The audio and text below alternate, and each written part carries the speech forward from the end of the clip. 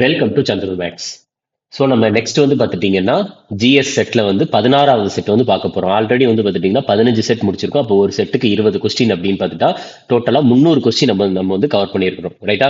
சரி, இப்போ வந்து இதில் ஜிடி நம்ம நார்மலாக வந்து பார்த்துட்டிங்கன்னா இப்போ வரப்போகிற ஜிடி எக்ஸாம் ஆகட்டும், சிஜிஎல் மெயின்ஸ், சிஹெச்எஸ்எல் மெயின்ஸ், அதுக்கடுத்து வந்து வரப்போகிற டிஎன்பிசி குரூப் 2, இந்த மாதிரி எல்லா எக்ஸாமுக்குமே நம்ம வந்து வெறுமனே இந்த ப்ரீவியஸ் இயர் கொஸ்டின் எஸ்எஸ்சி ஜிடியோடைய அனாலிசிஸ் பார்க்குறோம் அப்படின்றதுக்காக வந்து இது ஜிடிக்கு மட்டும்தான் யூஸ்ஃபுல்லாக இருக்கும் அப்படின்றது கிடையவே கிடையாது. ரைட்டா? இது வந்து பார்த்துட்டிங்கன்னா எல்லா எக்ஸாமுக்குமே யூஸ்ஃபுல்லாக தான் இருக்கும். ஏன்னா நம்மளுடைய கண்டென்ட் அப்படின்றது 360 டிகிரியில் கவர் பண்ணி தான் நம்ம எடுக்கிறோம். ரைட்டா? சரி, இதில் வந்து பார்த்துட்டிங்கன்னா முதல் கொஸ்டின் என்ன அப்படின்றத பாருங்க. இது வந்து எப்ப கேட்டிருக்காங்கன்னா 23ஆம் தேதி வந்து பார்த்துட்டிங்கன்னா கேட்ட எக்ஸாம். இது வந்து எக்ஸாம் ஷிஃப்ட் வந்து 5 மணி டு 6 மணி கேட்ட அந்த ஷிஃப்டோடைய கொஸ்டின் பேப்பர் தான் நம்ம அதனுடைய அனாலிசிஸ் தான் பார்க்க போறோம். சரி, இதுல முதல் கொஸ்டின் என்ன கேட்டிருக்காங்கன்னா ஆகஸ்ட் 2023 வந்து என்ன பண்ணுவாங்க, சர்வதேச நிதி சேவை மையங்கள் ஆணையம் அப்படின்ட்டு international financial services centre authority அப்படின்னு ஒன்று இருக்கு. ஸோ அதனுடைய தலைவராக பொறுப்பேற்றவர் யார் அப்படின்றதுதான் கேள்வி. ரைட்டா? இதற்கான ஆன்சர் வந்து பார்த்துட்டீங்கன்னா ராஜாராம் அவர்கள். இதுக்கான ஆன்சர் என்னன்னா ராஜாராம் அவர்கள் தான் சர்வதேச நிதி சேவை மையங்கள் ஆணையத்தினுடைய தலைவராக பொறுப்பேற்றிருக்கிறார். ரைட்டா? சரி, இப்ப இந்த international financial services centre authority அப்படின்றது உருவானது எப்பொழுது அப்படின்னா, எஸ்டாப்ளிஷ் ஆனது, உருவான ஆண்டு அப்படின்றது 27 ஏப்ரல் 2020 வந்து பார்த்துட்டீங்கன்னா உருவாக்கியிருக்காங்க. International financial services centre authority அப்படின்ட்டு. ரைட்டா? ஸோ இதில் என்ன ஆகுது அப்படின்னு பார்த்துட்டீங்கன்னா நம்மளுக்கு இது இந்தியாவிலையுமே இருக்குது. இது வந்து இன்டர்நேஷனல் சர்வதேச அளவில் இது வந்து இந்தியாவில் வந்து கிஃப்ட் சிட்டி அப்படின்ட்டு சொல்றாங்க. இந்தியாவில் வந்து பார்த்துட்டீங்கன்னா கிஃப்ட் சிட்டி அப்படின்ட்டு சொல்றாங்க. இது வந்து எங்க இருக்குது அப்படின்னா பிளேஸ் எங்க இருக்குது அப்படின்னா குஜராத்தில் இருக்குது. ரைட்டா? குஜராத்தில் இருக்குது. அப்ப இந்த கிஃப்ட் அப்படின்றதுக்கு வந்து ஃபுல் ஃபார்ம் என்ன அப்படின்றது வந்து ஆல்ரெடி எக்ஸாம்ஸ்ல கேட்டிருக்கிறாங்க. ரைட்டா? என்ன அப்படின்னா குஜராத், ஜீனா வந்து குஜராத், ஐனா இன்டர்நேஷனல் சர்வதேச அளவுல இன்டர்நேஷனல் ஃபினான்ஸ் நிதி டெக் சிட்டி அப்படின்னு சொல்றாங்க. டிஇசி தான் வரும், டிஇசிஹெச் வராது, டிஇசி டெக் சிட்டி அப்படின்ட்டு சொல்றாங்க. கிஃப்ட் சிட்டி அப்படின்ட்டு சொல்றாங்க. குஜராத்ல எங்க இருக்குது அப்படின்னா குஜராத்ல காந்தி நகர் அப்படின்ற இடத்துல இருக்குது. குஜராத் காந்தி நகரம் தான் கிஃப்ட் சிட்டி அப்படின்ற ஒன்று இருக்கு. ரைட்டா? இது வந்து international. So GIFT. So gift city அப்படின்னு எங்க இருக்குதுன்னா குஜராத்தில் இருக்க காந்தி நகர்ல தான் இந்த ஒரு இது இருக்குது அப்படின்றது மட்டும் ஞாபகம் வச்சுக்கோங்க. இதை வந்து எப்படி சொல்லுவாங்கன்னா கிஃப்ட் IFSC அப்படின்னு சொல்லுவாங்க. Gift IFSC. IFSC என்னது நம்ம இதை பார்த்தது தான், இன்டர்நேஷனல் ஃபினான்ஷியல் சர்வீசஸ் சென்டர் அப்படின்றது. இந்த சரியா? IFSC அப்படின்றது. ரைட்டா? ஸோ இதே மாதிரி தான் வந்து கரண்ட் அஃபேர்ஸ்ல இருந்து நம்ம ஸ்டாட்டிக் அப்படின்றத வரிசையா நம்ம பார்த்துக்கிட்டே இருக்கலாம். ரைட்டா? சரி, அடுத்த கேள்வி எதை பத்தி கேட்டிருக்காங்கன்னா கெமிஸ்ட்ரி ரிலேட்டட். ஸோ இது வந்து எப்படின்னா இது வந்து எது ரிலேட்டடான கொஸ்டின், அப்பாயின்மெண்ட். ஸோ இது வந்து பார்த்துட்டீங்கன்னா அப்பாயின்மெண்ட். ஓகே? ஸோ இது வந்து பார்த்துட்டீங்கன்னா கெமிஸ்ட்ரி. இதுல என்ன கேட்டிருக்காங்க அப்படின்னு பார்த்துட்டீங்கன்னா எந்த தனிமம். ரைட்டா? ரைட்டா? ஸோ எந்த எலமெண்ட், அதாவது எந்த எலமெண்ட்டுக்கு வந்து பார்த்துட்டீங்கன்னா அதிக அணு எண் இருக்குது அப்படின்னு கேட்குறாங்க. ரைட்டா? அது போக வந்து பார்த்துட்டீங்கன்னா இயற்கையாக அது வந்து இருக்கும் அந்த தனிமங்கள்ல வந்து அதிகமான எடை கொண்டது எதுவும் அப்படின்னு கேட்டிருக்காங்க. ஒரு தனிமம் இருக்குது, அந்த தனிமமானது வந்து அதுக்கு வந்து ஹையஸ்ட் அட்டாமிக் நம்பர் இருக்கு, அது போக அது வந்து நேச்சுரலா உருவாகுது அப்படின்னு சொல்றாங்க, இயற்கையாவே இருக்குன்னு சொல்றாங்க. அதனுடைய அதாவது வெயிட் அப்படின்றது, அட்டாமிக் வெயிட்டுமே ரொம்ப ரொம்ப கூட அப்படின்றதையும் சொல்றாங்க. அது என்ன அப்படின்னா யுரேனியம். சரியா? யுரேனியம் அப்படின்றது தெரிய வச்சுக்கோங்க. ஃபர்ஸ்ட் வந்து பார்த்துட்டீங்கன்னா ஒரு தனிமத்துக்கு வந்து மாஸ் நம்பர் ஒன்று இருக்கு, அட்டாமிக் நம்பர் அப்படின்ற ஒன்று இருக்குது. ரைட்டா? இப்போ ஃபார் எக்ஸாம்பிள் வந்து நான் எழுதுறேன். இப்போ இதுதான் வந்து பார்த்துட்டீங்கன்னா இப்போ நான் எக்ஸ்ன்னு போடுறேன். இந்த எக்ஸ் தான் வந்து நம்ம என்னன்னு வச்சுக்கலாம்னா இந்த எக்ஸை வந்து நம்ம ஒரு தனிமத்தினுடைய சிம்பிள் வச்சுக்கலாம். Symbol of element. எலமெண்ட்னா தனிமம். ஸோ ஒரு தனிமத்தினுடைய சிம்பிளா எக்ஸை வச்சுக்கலாம். இந்த எக்ஸுக்கு மேல வந்து பார்த்துட்டீங்கன்னா நான் இப்ப ஏ அப்படின்னு போடுறேன், கீழே வந்து நான் இசட் அப்படின்னு போடுறேன். மேல ஏ, கீழே இசட். இந்த ஏ வந்து அதாவது மேல ஒரு தனிமத்தினுடைய மேல இருக்க நம்பர் வந்து எதை குறிக்கும் அப்படின்னு பார்த்துட்டீங்கன்னா இது மாஸ் நம்பரை குறிக்கும். மாஸ் நம்பரை குறிக்கும் அப்படின்றது ஞாபகம் வைக்கணும். ஓகே? Mass number. மாஸ் நம்பர்னா என்னது அப்படின்னா புரோட்டான் பிளஸ் நியூட்ரான். அந்த ஒரு தனிமத்துல வந்து நான் புரோட்டான்னா என்ன, நியூட்ரான்னா என்னன்றதை நான் சொல்றேன். ஓகே? புரோட்டான் நியூட்ரான் இந்த ரெண்டுத்தையும் ஆட் பண்ணா மாஸ் நம்பர் வரும். அப்ப இசட் அப்படின்றது என்ன அப்படின்னா அட்டாமிக் நம்பர். ரைட்டா? Atomic number. இந்த அட்டாமிக் நம்பர் அப்படின்றது எத்தனை புரோட்டான் அப்படின்றது அட்டாமிக் நம்பரை குறிக்கும். சரி, இப்ப இந்த புரோட்டான், நியூட்ரான், எலக்ட்ரான் அப்படின்றது இருக்குல்ல, அதெல்லாம் என்னன்றதை பார்ப்போம். இப்போ வந்து ஒரு ஆட்டம் இருக்கு, இதுதான் அணு அப்படின்னு வச்சுக்கலாம். ரைட்டா? இது வந்து என்னது அப்படின்னா அணு. ஸோ இப்போ என்ன ஆகுது அப்படின்னு பார்த்துட்டீங்கன்னா, இந்த ஒரே நிமிஷம். ஸோ இதுதான் வந்து ஆட்டம். இப்ப இதுக்குள்ள இருக்கிறது வந்து இது என்னன்னு சொல்றாங்கன்னா கரு. ரைட்டா? அதாவது நியூக்ளியஸ், கரு அப்படின்றாங்க. இப்ப இதுக்குள்ள வந்து பார்த்துட்டீங்கன்னா ரெண்டு விஷயம் இருக்குது.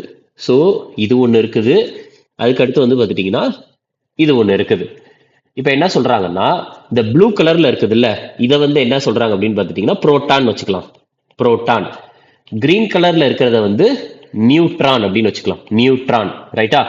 அதுக்கு அடுத்து வந்து பார்த்துட்டீங்கன்னா இந்த அணுவை வந்து பார்த்துட்டீங்கன்னா ஒன்று சுத்திக்கிட்டே இருக்கும். இது வந்து பார்த்துட்டீங்கன்னா சுத்திக்கிட்டே இருக்கும். ரைட்டா? இங்க இருக்கும், இங்க இருக்கும், இந்த இடத்துல இருக்கும், இந்த இடத்துல இருக்கும். இதை என்ன சொல்றாங்க அப்படின்னா எலக்ட்ரான் அப்படின்னு சொல்றாங்க, எலக்ட்ரான். ரைட்டா? சோ எக்ஸாம்பிள் என்ன கேட்பாங்கன்னா புரோட்டான் என்ன சார்ஜ் அப்படின்னு கேட்பாங்க. ரைட்டா? அதாவது நம்ம பேர்லயே இருக்கு பி. பினா என்னதுன்னா பாசிட்டிவ் சார்ஜ். ரைட்டா? Positive charge. N neutron, neutron என்ன சார்ஜ்னு கேட்பாங்க, பேர்லயே இருக்குது என். என்னன்னா என்னதுன்னா neutral charge. Neutral charge charge எதுவுமே இதுக்கு கிடையாது. ரைட்டா? நியூட்ரலா இருக்கும், பாசிட்டிவும் கிடையாது, நெகட்டிவும் கிடையாது. அப்ப இது பாசிட்டிவ், இது நியூட்ரல்னா ஆட்டோமேட்டிக்கா எலக்ட்ரான் என்னது, நெகட்டிவ் தான், மைனஸ். ஸோ இதுதான் வந்து பார்த்துட்டீங்கன்னா உங்களுக்கு அணு. அது நிறைய இது பத்தி சொல்றாங்க. ஸோ அப்போ வந்து பார்த்துட்டீங்கன்னா ஒரு எலமெண்ட், ஒரு தனிமத்தினுடைய சிம்பிள் எக்ஸ்லாம், மேல இருக்கிறது மாஸ் நம்பர், கீழே இருக்கிறது அட்டாமிக் நம்பர் அப்படின்றத ஞாபகம் வச்சுக்கோங்க. ஓகே? ஸோ இதுல என்ன கேட்கறாங்க அப்படின்னு பார்த்துட்டீங்கன்னா அட்டாமிக் நம்பர் வந்து எந்த தனிமத்திற்கு அதிகம் அப்படின்றதான் கேள்வி. ரைட்டா? இதுக்கான ஆன்சர் வந்து பார்த்துட்டீங்கன்னா யுரேனியம். சரியா? இதுக்கான ஆன்சர் என்னன்னா யுரேனியம். யுரேனியத்துக்கு வந்து பார்த்துட்டீங்கன்னா எவ்வளோனா டோட்டலா ஃபர்ஸ்ட் நம்ம இது மேல இருந்து வரலாம். ஸோ புளூட்டோனியத்துக்கு வந்து 94 இருக்குது. அதுக்கடுத்து வந்து தோரியம்க்கு வந்து பார்த்துட்டீங்கன்னா 90 இருக்குது. யுரேனியமுக்கு வந்து 92 இருக்குது. நெக்ஸ்ட் நெப்டியூனியம்க்கு வந்து 93 இருக்குது. ரைட்டா? இதுல என்ன ஒண்ணு அப்படின்னு பார்த்துட்டீங்கன்னா இதுல ஹெவியஸ்ட் நேச்சுரலி அக்யூரிங் எலமெண்ட், அதாவது இயற்கையாக இருக்கும் தனிமம் அப்படின்னு கேட்டிருக்காங்க. புளூட்டோனியம் என்னதான் வந்து பார்த்துட்டீங்கன்னா 94 இருந்தாலும் அது நேச்சுரலா இருக்காது. பட் ஆனா ஹெவியஸ்ட் இயற்கையாக இருக்கும் தனிமம், அதிகமான எடை கொண்டது எது அப்படின்னா அது யுரேனியம் தான். சரியா? அதை ஞாபகம் வச்சுக்கோங்க. நெக்ஸ்ட் வந்து பாருங்க, யுரேனியம் பொறுத்த வரைக்கும் யுரேனியம் வந்து எங்க இந்தியாவில் வந்து அதிகமா கிடைக்குதுன்னா ஆந்திர பிரதேஷ். சரியா? யுரேனியம் வந்து ரொம்ப அதிகமா இருக்கிறது எங்க அப்படின்னா ஆந்திரா, ஆந்திர பிரதேஷ்ல தான் அதிகமா இருக்கு அப்படின்றத ஞாபகம் வச்சுக்கோங்க. அது போக ஆந்திர பிரதேஷ்ல கரெக்டா எங்க அப்படின்ற மாதிரி கேட்டிருந்தாங்க அப்படின்னா தும்மலப்பல்லே வில்லேஜ், ஆந்திர பிரதேஷ் அட்டு. கரெக்டா எக்ஸாக்ட் பிளேஸ் வந்து என்னன்னா தும்மல பல்லே வில்லேஜ்.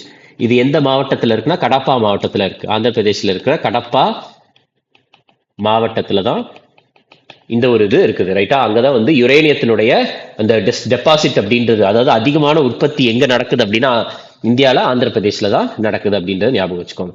ஸோ இது எல்லாமே வந்து பார்த்துட்டீங்கன்னா இது எல்லாமே எங்க இருக்குது நம்மளுக்கு, இந்த யுரேனியம், புளூட்டோனியம் அதெல்லாம் எதுல மென்ஷன் பண்ணியிருக்காங்க அப்படின்னா நம்மளோட அந்த மாடர்ன் பீரியாடிக் டேபிள் அப்படின்ட்டு சொல்லுவாங்கல்ல, கெமிஸ்ட்ரியில வந்து பார்த்துட்டீங்கன்னா வரிசையா டேபிளா இருக்கும்ல, அது வந்து என்னன்னு சொல்லுவாங்கன்னா மாடர்ன் பீரியாடிக் டேபிள் அப்படின்ட்டு மென்ஷன் பண்றாங்க. ரைட்டா? சரி, இதை பத்தி நிறைய கேள்விகள் வந்து இந்த modern periodic table. Modern periodic டேபிள்னா ஒன்று கிடையாது, நிறைய தனிமங்களை வச்சு மென்ஷன் பண்ணி ஒரு டேபிள் மாதிரி போட்டிருப்பாங்களா, அதுதான் மாடர்ன் பீரியாடிக் டேபிள். ஸோ இதுல இருந்து நிறைய கொஸ்டின்ஸ் கேட்பாங்க. என்ன மாதிரி கேள்விகள்னா இந்த மாடர்ன் பீரியாடிக் டேபிள்ல இருக்கிற முதல் தனிமம், ஃபர்ஸ்ட் எலமெண்ட் வந்து என்ன அப்படின்னு கேட்பாங்க. இதுக்கான ஆன்சர் ஹைட்ரஜன். இதுக்கான ஆன்சர் வந்து ஹைட்ரஜன். இதுல ஹைட்ரஜனுடைய அட்டாமிக் நம்பர் எவ்வளவு அப்படின்னா 1. சரியா? ஹைட்ரஜனுடைய அட்டாமிக் நம்பர் இப்ப பார்த்தோம்னா அதுக்கு வந்து ஹைட்ரஜனுக்கு வந்து பார்த்துட்டீங்கன்னா 1. அதுதான். ரைட்டா? நெக்ஸ்ட் பாருங்க, இந்த மாடர்ன் பீரியாடிக் டேபிள்ல எத்தனை ரோ எத்தனை காலம் இருக்கு அப்படின்றதையும் ஒரு கேள்வியா கேட்டிருப்பாங்க. ரைட்டா? ஸோ ஒரு நல்லா தெரிஞ்சுக்கோங்க, ரோ மொத்தம் எத்தனை ரோ அப்படின்னா 7. ரைட்டா? 7 ஹரிசான்டல் ரோ. ஹரிசான்டல் ரோனா இப்படி இந்த மாதிரி இருக்கும். இது மாதிரி வந்து பார்த்துட்டீங்கன்னா 7 ரோ இருக்கும். இதுவே காலம், டோட்டலா எத்தனை காலம் இருக்கு அப்படின்னு கேட்டாங்கன்னா 18. அதாவது இந்த மாதிரி இருக்கும். ஸோ காலம் அப்படின்றது இந்த மாதிரி போடுறது காலம். ஸோ எத்தனை ரோ இருக்குன்னா 7 ரோ இருக்கு. காலம் எத்தனைனா 18 காலம் இருக்குது அப்படின்றத ஞாபகம் வச்சுக்கோங்க. இந்த காலமை வந்து என்ன சொல்றாங்கல்ல, 18 காலம் அப்படின்றத வந்து என்ன சொல்றாங்கன்னா 18 குரூப் அப்படின்னு சொல்றாங்க. 18 குரூப் அப்படின்னு மென்ஷன் பண்றாங்க. இதுவே இந்த 7 ரோ வந்து என்னன்னு சொல்றாங்க 7 பீரியட் அப்படின்னு சொல்றாங்க. 7 பீரியட் அப்படின்றது மென்ஷன் பண்றாங்க. So 7 period 18 group. ரோனா வந்து உங்களுக்கு ஹரிசான்டலா இருக்கு, அதாவது நேரா இருக்குது. காலம் அப்படின்றது வெர்டிக்கலா இருக்குது. ரைட்டா, அதை மட்டும் ஞாபகம் வச்சுக்கோங்க. ஹரிசான்டல் ரோ, வெர்டிக்கல் காலம். ஸோ மேலேயே எழுதுறேன், ஹரிசான்டல் ரோ, வெர்டிக்கல் காலம் அப்படின்ட்டு ஞாபகம் வச்சுக்கோங்க. இதுவே இந்த மாடர்ன் பீரியாடிக் டேபிளை உருவாக்குறது ஃபவுண்டர், சரியா, எஸ்டாப்ளிஷ் பண்ணது, இல்லைன்னா வந்து பார்த்துட்டீங்கன்னா founder of modern periodic table, இல்ல father of modern periodic table, modern periodic டேபிளுடைய தந்தை அப்படின்னு கேட்டாங்கன்னா இதுக்கான ஆன்சர் வந்து என்ன அப்படின்னா டிமிட்ரி மெண்டலேவ் அப்படின்ற ஒருத்தர். ரைட்டா, டிமிட்ரி மேண்டலேவ் அப்படின்ற ஒருத்தர் தான் மாடர்ன் பீரியாடிக் டேபிளுடைய தந்தையாக வந்து பார்த்துட்டீங்கன்னா கருதப்படுகிறார். இவர் எந்த நாட்டை சேர்ந்தவர் அப்படின்னா ரஷ்யா. ரைட்டா, ரஷ்யா நாட்டை சேர்ந்தவர். ஓகே, சரி, அடுத்த கேள்வி பாருங்க. ஸோ இது வந்து பார்த்துட்டீங்கன்னா கெமிஸ்ட்ரி ரிலேட்டடான கொஸ்டினா. நெக்ஸ்ட் இது வந்து எதை ரிலேட்டடா கேட்டிருக்காங்கன்னா இன்டர்நேஷனல் ஆர்கனைசேஷன் ரிலேட்டடா கேட்டிருக்காங்க. International organisation. ரைட்டா, ஸோ இன்டர்நேஷனல் ஆர்கனைசேஷன்ல எதை பத்தி கேட்டிருக்காங்கன்னா சார்க். ரைட்டா, ஸோ இதுல என்ன கேட்டிருக்கிறாங்கன்னா பின்வருவனவற்றில் எந்த நாடு வந்து சார்க் அமைப்பில் உறுப்பினராக இல்லை அப்படின்றதான் கேட்டிருக்கிறாங்க. ரைட்டா, இதுக்கான ஆன்சர் வந்து பார்த்துட்டீங்கன்னா சைனா. ஸோ சீனா வந்து பார்த்துட்டீங்கன்னா சார்க்கு வந்து உறுப்பினர் கிடையவே கிடையாது. ரைட்டா, அப்போ வந்து பார்த்துட்டீங்கன்னா ஃபர்ஸ்ட் சார்க் அப்படின்றதுக்கு வந்து ஃபுல் ஃபார்ம் என்னன்றதை பாருங்க. சார்க் அப்படின்றதுக்கு ஃபுல் ஃபார்ம் என்னன்னா south Asian association for regional cooperation. இதுதான் வந்து பார்த்துட்டீங்கன்னா சார்க்கினுடைய ஃபுல் ஃபார்ம். SAARC. அப்ப இந்த சார்க்ல இருக்கிற உறுப்பினர்கள் எங்க இருக்கணும்னா சவுத் ஏசியால தான் இருக்கணும். கரெக்டா, ஆன்சர் வந்து பார்த்துட்டீங்கன்னா ஆசிய கண்டத்துல வந்து பார்த்துட்டீங்கன்னா சவுத், அதாவது கீழே தெற்கு ஆசியால தான் இருக்கணும் அப்படின்றது இது பேர்லயே இருக்குது. ரைட்டா, ஸோ அப்போ வந்து பார்த்துட்டீங்கன்னா சார்க்ல வந்து டோட்டலா வந்து எத்தனை உறுப்பினர்கள் அப்படின்னா அதுக்கு வந்து ஒரு ஷார்ட்கட் இருக்கு. சார்க்கினுடைய உறுப்பினர்கள் மெம்பர்ஸ்க்கு ஒரு ஷார்ட்கட் இருக்குது. அந்த ஷார்ட்கட் என்ன வச்சுக்கலாம் அப்படின்னா MBBS இப்படி வச்சுக்கலாம். MBBS pain. ரைட்டா, MBBS பெயின் அப்படின்னு வச்சுக்கலாம். ஸோ அப்ப இதுல வந்து பார்த்துட்டீங்கன்னா எம்னா என்னன்னா சவுத் ஏசியால வேற எம் வச்சு என்ன இருக்குது அப்படின்னு பார்த்துட்டீங்கன்னா மால்தீவ்ஸ். ரைட்டா, மால்தீவ்ஸ். மலேசியாவும் இருக்குது, ஆனா மலேசியா வந்து சவுத் ஈஸ்ட் ஏசியால இருக்குது. ரைட்டா, சவுத் ஈஸ்ட் ஏசியா, அதாவது இந்த இந்தோனேஷியா, ஜாவா, சுமத்ராலாம் இருக்குல்ல, அங்க இருக்குது. So Maldives. வேற பிக்கு என்ன பண்ணலாம் அப்படின்னு பார்த்துட்டீங்கன்னா பில என்ன இருக்கு, பூட்டான் இருக்கு. வேற வந்து பி பார்த்துட்டீங்கன்னா பங்களாதேஷ் இருக்கு. அடுத்து எஸ்க்கு வந்து பார்த்துட்டீங்கன்னா ஸ்ரீலங்கா இருக்கு. வேற பி வந்து பாகிஸ்தான் இருக்கு. பிலிப்பைன்ஸ் வந்து சவுத் ஈஸ்ட் ஏசியால தான் வரும், பாகிஸ்தான். ஏல வந்து ஆப்கானிஸ்தான், ஐல இந்தியா, என்ல நேபாள். இது எல்லாமே வந்து பார்த்துட்டீங்கன்னா சார்க்கினுடைய ஒரு உறுப்பினர்களா இருக்கிறாங்க. இதுல வந்து பார்த்துட்டீங்கன்னா சைனா அப்படின்றது கிடையவே கிடையாது. ஓகே, ஸோ அது வந்து பார்த்துட்டீங்கன்னா தெரிஞ்சுக்கணும். ஸோ அதுக்கடுத்து வந்து பார்த்துட்டீங்கன்னா சார்க்கை பொறுத்த வரைக்கும் இது உருவானது, எஸ்டாப்ளிஷ் ஆனது எப்பொழுது அப்படின்னா டிசம்பர் 8, 1985. எங்க வச்சு உருவானது, எஸ்டாப்ளிஷ் எந்த இடத்துல வச்சு உருவானதுன்னா பங்களாதேஷனுடைய தலைநகரமான தாக்கால வச்சு தான் உருவானது. தாக்கா, சரியா, தாக்கால தான் வச்சு உருவானது. தாக்கா எங்க இருக்குதுன்னா பங்களாதேஷனுடைய தலைநகரம் தான் தாக்கா. ரைட்டா, சரி. அப்ப இந்த சார்க்கினுடைய ஹெட் குவார்ட்டர்ஸ், தலைமையகம் வந்து எங்க இருக்குது அப்படின்னா ஹெட் குவார்ட்டர்ஸ் வந்து எங்க இருக்குன்னா காத்மண்டுல இருக்கு. ஸோ உருவானது பங்களாதேஷனுடைய தலைநகரம், ஆனா இதனுடைய சார்க்கினுடைய ஹெட் குவார்ட்டர்ஸ் வந்து எங்க தலைமையகம் வந்து எங்க இருக்குதுன்னா காத்மண்டு. இது வந்து நேபாளினுடைய தலைநகரம். காத்மண்டு எங்க இருக்குதுன்னா நேபாள்ல இருக்கு. ரைட்டா, ஸோ இது வந்து தெரிஞ்சுக்கோங்க. அடுத்த கேள்வி பாருங்க. இதுல என்ன கேட்டிருக்காங்கன்னா பசுமை புரட்சியை பொறுத்தவரை HYV அப்படின்னா என்ன அப்படின்னு தான் கேள்வி. With respect to green revolution HYV அப்படின்றது என்ன அப்படின்னு கேட்டிருக்காங்க. நம்ம நிறைய டைம் வந்து பார்த்தாச்சு. இதுக்கான ஆன்சர் என்ன அப்படின்னா வந்து ஹை ஈல்டிங் வெரைட்டி, அதாவது அதிகமான விளைச்சலை கொடுக்கும் விதைகள். ரைட்டா, ஹை ஈல்டிங் வெரைட்டி சீட்ஸ் தான் சொல்லுவாங்க. அதிகமான மகசூல் தரும் வகைகள், இல்ல அதிகமான விளைச்சல் கொடுக்கும் விதைகள். இந்த மாதிரி பார்த்துட்டீங்கன்னா ஹை ஈல்டிங் வெரைட்டி சீட்ஸ் அப்படின்னு சொல்லுவாங்க. கிரீன் ரெவல்யூஷன் பொறுத்த வரைக்கும் நம்ம என்னெல்லாம் பார்த்தோம்னா பசுமை புரட்சி, ரைட்டா? பசுமை புரட்சி இந்தியாவின் பசுமை புரட்சியை பொறுத்த வரைக்கும் இந்தியாவின் தந்தை அப்படின்னா யார் அப்படின்னா அதுக்கான ஆன்சர் எம்.எஸ். சுவாமிநாதன் அவர்கள். அதுக்கு அடுத்து பசுமை புரட்சி உலக அளவில் பசுமை புரட்சியின் தந்தை யார் அப்படின்னா நார்மன் போர்லாக் அவர்கள், ரைட்டா? பசுமை புரட்சியை பொறுத்த வரைக்கும் 1965 டு 68 இந்த ஒரு காலகட்டத்தில் வந்து பார்த்துட்டீங்கன்னா அது வந்து ஃபேமஸா ரொம்ப ஸ்ப்ரெட் ஆச்சு அப்படின்னு சொல்றாங்க. பசுமை புரட்சியை வந்து பார்த்துட்டீங்கன்னா இந்தியாவில் வந்து எப்பொழுது கொண்டு வந்தாங்க அப்படின்னா 3வது ஐந்தாண்டு திட்டத்துல, ரைட்டா? தேர்ட் 5-year பிளான், 3ஆம் ஐந்தாண்டு திட்டம் 1961 டு 66 அந்த டைம்ல வந்து பிரதம மந்திரியாக இருந்தது ஜவஹர்லால் நேரு. முதலாக பசுமை புரட்சியை கொண்டு வந்தது எந்த மாநிலத்தில் அப்படின்னா பஞ்சாப். அதுக்கு அடுத்து வந்து ஹரியானா, உத்தரப்பிரதேசலாம் கொண்டு வந்தாங்க, ரைட்டா? ஸோ HYV அப்படின்னா என்னன்னா அதிக மகசூல் தரும் வகைகள், ரைட்டா? இல்லைன்னா அதிகமான விளைச்சல் கொடுக்கும் விதைகள். மெயினா வந்து எத்தனை விதைகளை எந்த பயிர்களுக்கு கொண்டு வந்தாங்கன்னா கோதுமை மற்றும் அரிசி. கோதுமை இந்த ஹை ஈல்டிங் வெரைட்டி சீட்ஸ் இருக்குல்ல, அதிகமான மகசூல் தரும் கோதுமை விதைகளை வந்து மெக்சிகோல இருந்து வாங்கினாங்க. அதிகமான மகசூல் தரும் அரிசி விதைகளை வந்து பிலிப்பைன்ஸ்ல இருந்து வாங்கியிருக்கிறாங்க, ரைட்டா? சோ இது வந்து பசுமை புரட்சியை பொறுத்த வரைக்கும் இந்த மாதிரி டைமென்ஷன்ல இருந்து தான் கொஸ்டின்ஸ் அப்படின்றது கேட்பாங்க, ரைட்டா? சரி, நெக்ஸ்ட் பாருங்க. இதுல என்ன கேட்டிருக்காங்க, பின்வரும் எந்த மாநிலத்தை சேர்ந்த நடன வடிவம் வந்து சாவு அப்படின்னு கேட்டிருக்காங்க, ரைட்டா? சாவு அப்படின்னு சொல்லுவாங்க. அந்த சாவு அப்படின்ற டான்ஸ் வந்து எந்த மாநிலத்தை சேர்ந்தது அப்படின்னு கேட்டிருக்காங்க. இதுக்கான ஆன்சர் வந்து வெஸ்ட் பெங்கால். இதுக்கான ஆன்சர் வந்து என்ன அப்படின்னு பார்த்துட்டீங்கன்னா மேற்கு வங்காளம் அப்படின்ட்டு, ஓகே?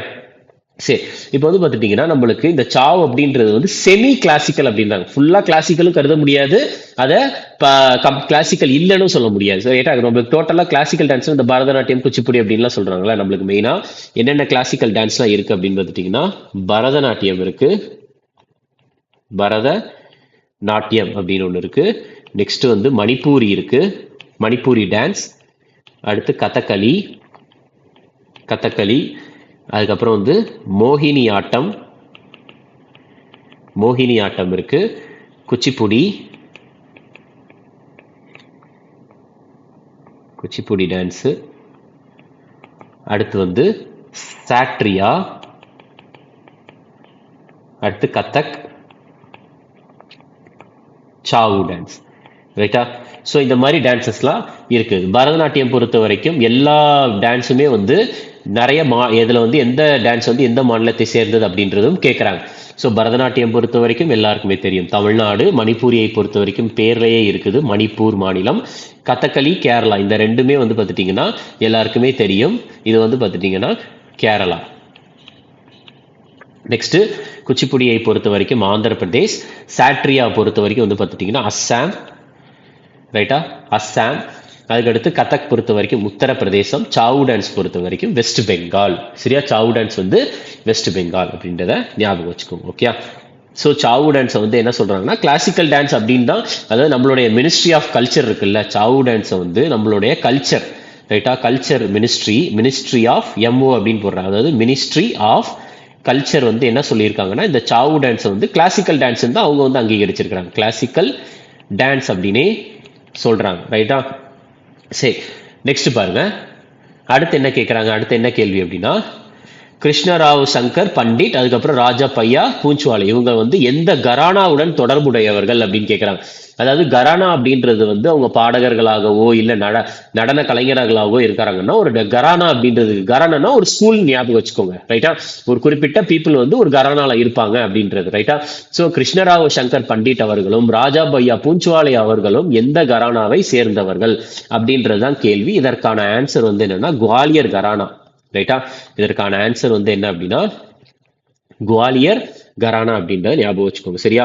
ஸோ இவர் வந்து பார்த்துட்டீங்கன்னா ஒரு பாடகர். இவங்க ரெண்டு பேருமே வந்து என்னன்னா ஒரு மிகப்பெரிய பாடகர்கள் அப்படின்ட்டு ஞாபகம் வச்சுக்கோங்க. குவாலியர் கரானாவை சேர்ந்தவர்கள் தான் இவங்க, ஓகே? நெக்ஸ்ட் அடுத்த கேள்வி என்ன கேட்டிருக்காங்க, இது வந்து பார்த்துட்டீங்கன்னா எது ரிலேட்டடா கேட்டிருக்காங்கன்னா கரானா, அதாவது மியூசிக் ரிலேட்டடா கரானா அப்படின்றதுல இருந்து கொஸ்டின்ஸ் கேட்டிருக்கிறாங்க. இது வந்து டான்ஸ் ரிலேட்டடா கேட்டிருக்கிறாங்க. அதுக்கு அடுத்து இது வந்து பசுமை புரட்சி, கிரீன் ரெவல்யூஷன் பத்தி கேட்டிருக்கிறாங்க, ஓகே? சரி, அடுத்த கேள்வி என்னன்னா இது வந்து அப்பாயின்மெண்ட், ரைட்டா? அப்பாயின்மெண்ட் பத்தி இந்த கேள்வி இருக்கு. இதுல என்ன கேட்டிருக்காங்கன்னா சோ யார் வந்து பார்த்துட்டீங்கன்னா இந்திய கடலோர காவல்படையின் 25வது டைரக்டர் ஜெனரலாக நியமிக்கப்பட்டுள்ளார் அப்படின்னு தான் கேள்வி. 25வது டைரக்டர் ஜெனரல் எதுக்கு? இந்திய கடலோர காவல்படை யார் அப்படின்னு பார்த்துட்டீங்கன்னா இதுக்கான ஆன்சர் ராகேஷ் பால் அவர்கள். இதுக்கான ஆன்சர் வந்து பார்த்துட்டீங்கன்னா ராகேஷ் பால். ஸோ அப்போ வந்து பார்த்துட்டீங்கன்னா ஸோ இந்தியன் ஆர்மி, இந்திய விமானப்படை, அதுக்கடுத்து வந்து இந்திய கடல் படை எல்லாத்துக்குமே வந்து முக்கியமான ஆபீசர்ஸோட நேம் தெரிஞ்சுக்க வேண்டியது ரொம்ப ரொம்ப கட்டாயமா இருக்குது. ரைட்டா? ஸோ நல்லா தெரிஞ்சுக்கோங்க. இந்தியன் ஆர்மி, ரைட்டா? Indian army. அடுத்து இந்தியன் நேவி, ரைட்டா? நெக்ஸ்ட் வந்து பார்த்துட்டீங்கன்னா அடுத்து Indian air force. Army, navy, air force. அடுத்து வந்து பார்த்துட்டீங்கன்னா கடலோர காவல் படை, ரைட்டா? கடலோர காவல் படை, கோஸ்ட் கார்டு. சரி,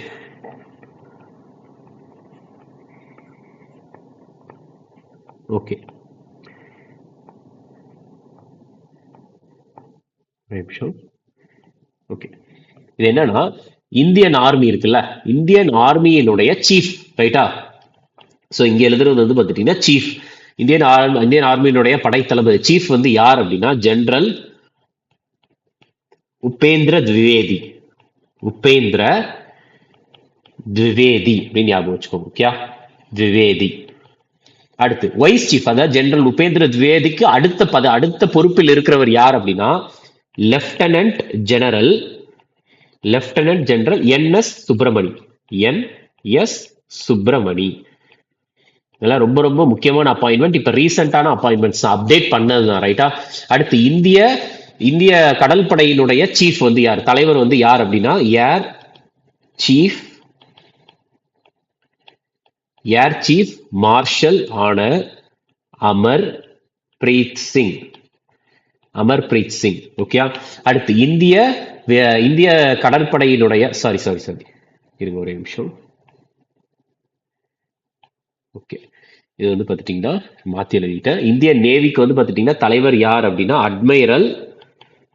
அட்மைரல் தினேஷ் கே திரிபாதி, ரைட்டா? தினேஷ் கே திரிபாதி, ரைட்டா? அடுத்து இந்திய கடற்படையினுடைய துணைத் தலைவர், அதாவது வைஸ் சீஃப் வந்து யார் அப்படின்னா வைஸ் அட்மைரல். ஏன்னா இந்த அட்மைரல் அப்படின்றதெல்லாம் பதவி, ரைட்டா? இதுல ஜெனரல், அதுக்கடுத்து லெப்டினன்ட் ஜெனரல்லாம் பதவி. அடுத்து அட்மைரல், அதுக்கடுத்து வந்து பார்த்துட்டீங்கன்னா வைஸ் அட்மைரல் கிருஷ்ணா சுவாமிநாதன். இவர் வந்து பார்த்துட்டீங்கன்னா துணைத் தலைவர், வைஸ் அட்மைரலா இருக்கிறாங்க, சுவாமிநாதன், ரைட்டா? அடுத்து இந்திய விமானப்படையினுடைய தலைவர் வந்து யாருன்னா ஏர் சீஃப் மார்ஷல் ஆன அமர்பிரீத் சிங்.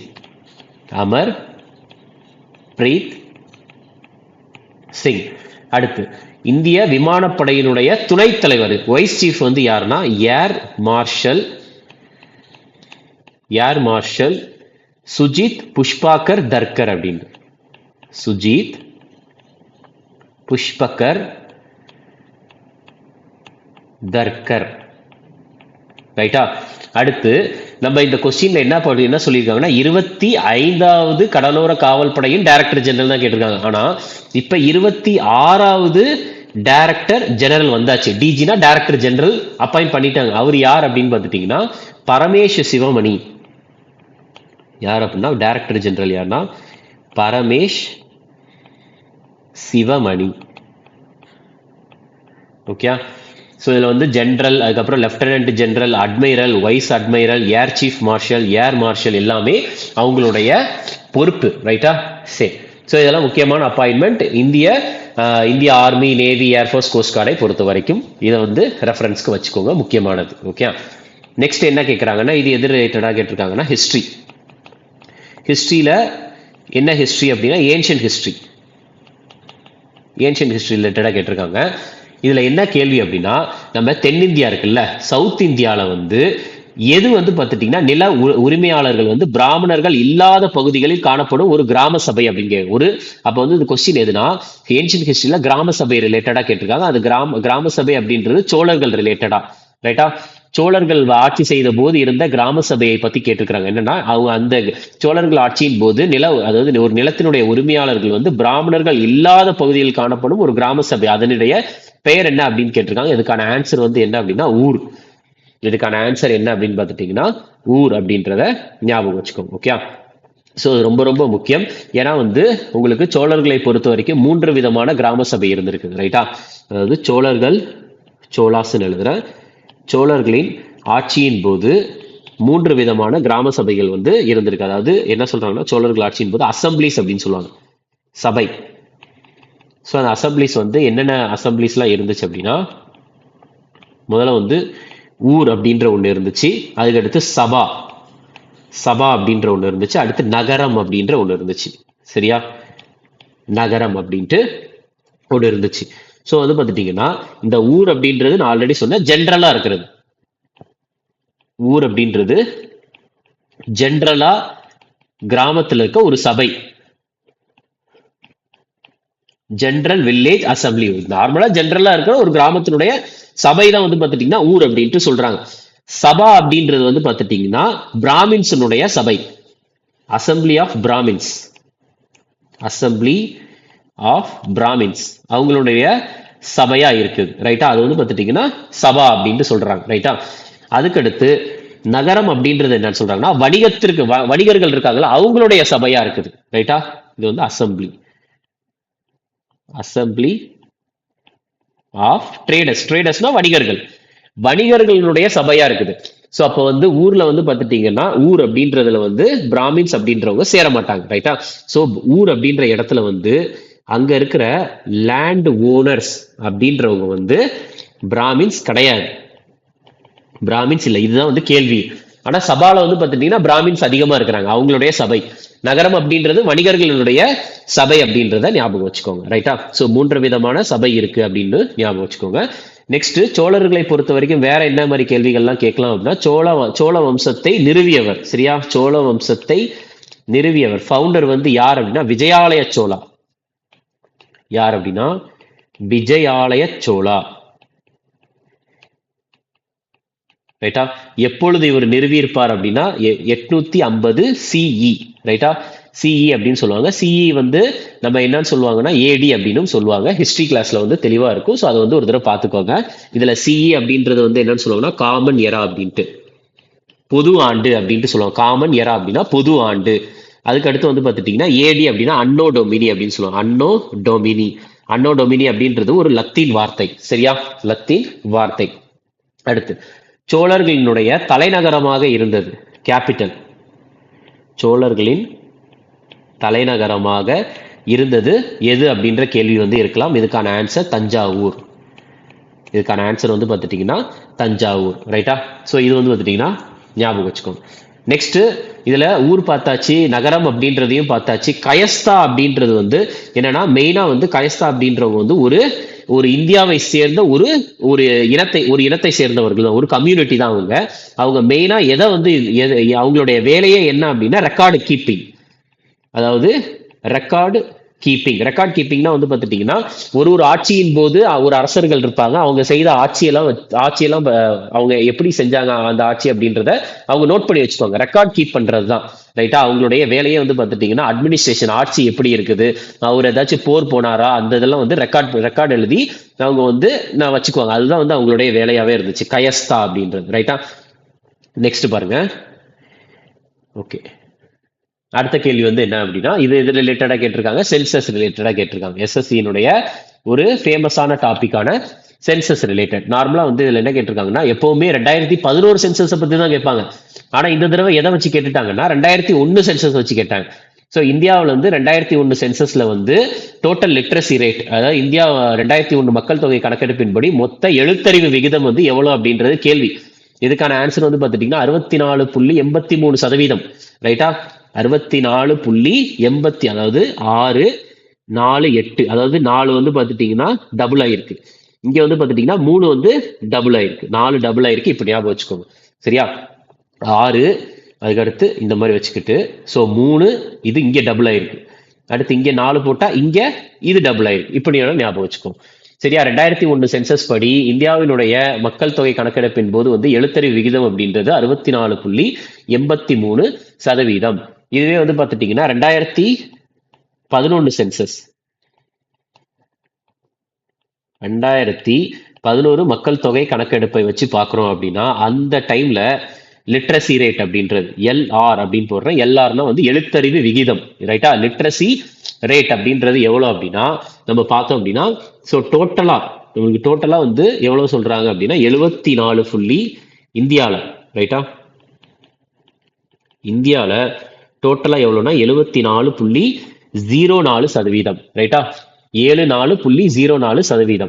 இந்த 74.04%, 100% அப்படின்னு வச்சுக்கிட்டோம் அப்படின்னா அது 100% இல்லை. இதுல வந்து மேல், ஸோ டோட்டலா வந்து ஆண்களை பொறுத்த வரைக்கும் 82.14% இருக்கிறாங்க.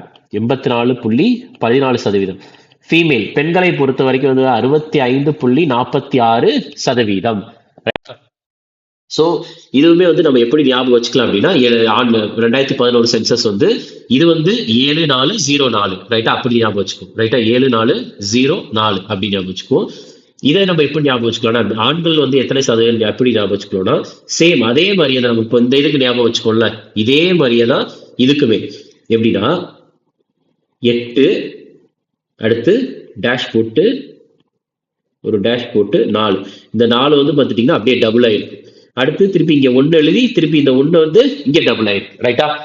ஸோ அப்படி வந்து நம்ம வச்சுக்கலாம், ரைட்டா? ஃபர்ஸ்ட் 14 பின்னாடி போட்டு அப்படியே டபுள் ஆயிருக்கு அப்படின்ட்டு ஞாபகம் வச்சுக்கலாம். அடுத்து வந்து பார்த்துட்டீங்கன்னா இதை பொறுத்த வரைக்கும் இதுவுமே வந்து பார்த்துட்டேன் சிம்பிள். இது எப்படின்னா 6 6 இங்க போட்டுட்டு இந்த பக்கம் வந்து 4, இந்த பக்கம் ஒரு 5, அவ்வளவுதான், ரைட்டா? ரெண்டு பக்கமும் 6 6 போட்டுட்டு 4 அடுத்து வந்து 5 அப்படின்னு ஞாபகம் வச்சுக்கலாம். 65.46%. ஏன் வந்து இதெல்லாம் ஞாபகம் வச்சுக்கோன்னா கண்டிப்பா எக்ஸாம்ல நிறைய டைம் கேட்ட கேள்விகள், ரைட்டா?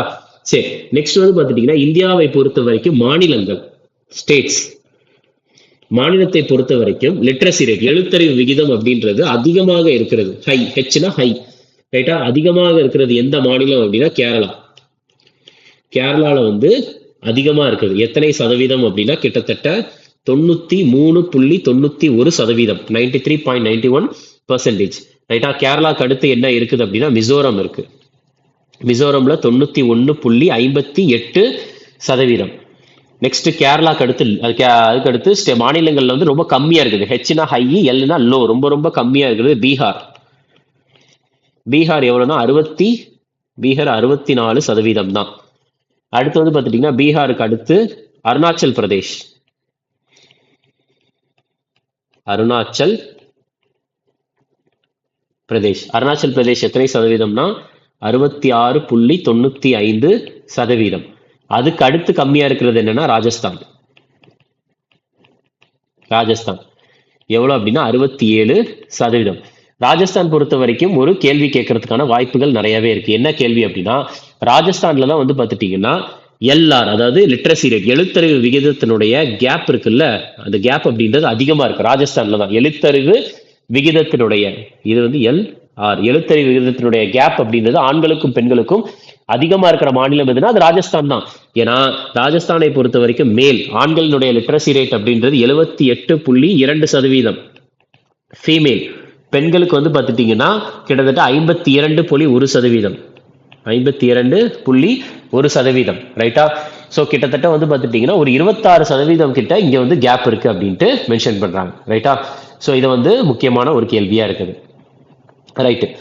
நெக்ஸ்ட் பாருங்க, வேற என்ன கேட்டிருக்கிறாங்க அப்படின்னா வேற என்ன மாதிரி கேள்விகள்லாம் கேட்கலாம். இது மாநிலங்களை பொறுத்த வரைக்கும். அடுத்து யூனியன் பிரதேசங்கள், யூனியன் டெரிட்டரிஸ், ரைட்டா?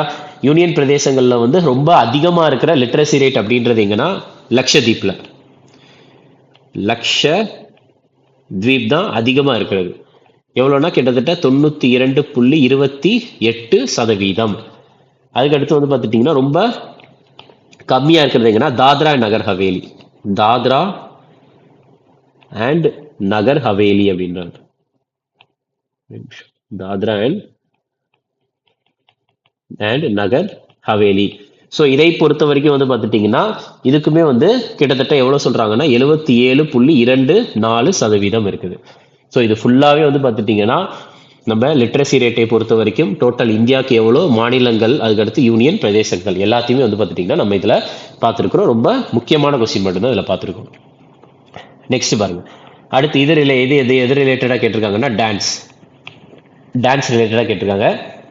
இதில் என்ன கேட்டிருக்காங்கன்னா இலக்கிய நயம் வாய்ந்த நடனத்துறையில் தனது பங்களிப்பிற்காக பத்மபூஷன் 1992 பெற்ற இளையவர்களில் ஒருவரான பாரம்பரிய நடன கலைஞர் வந்து யார்? அதாவது 1992 பத்மபூஷன் விருது வாங்கிய யங்கஸ்ட், அதாவது ரொம்ப ரொம்ப கம்மியான வயசுலயே பத்மபூஷன் 1992 வாங்கியிருக்காங்க.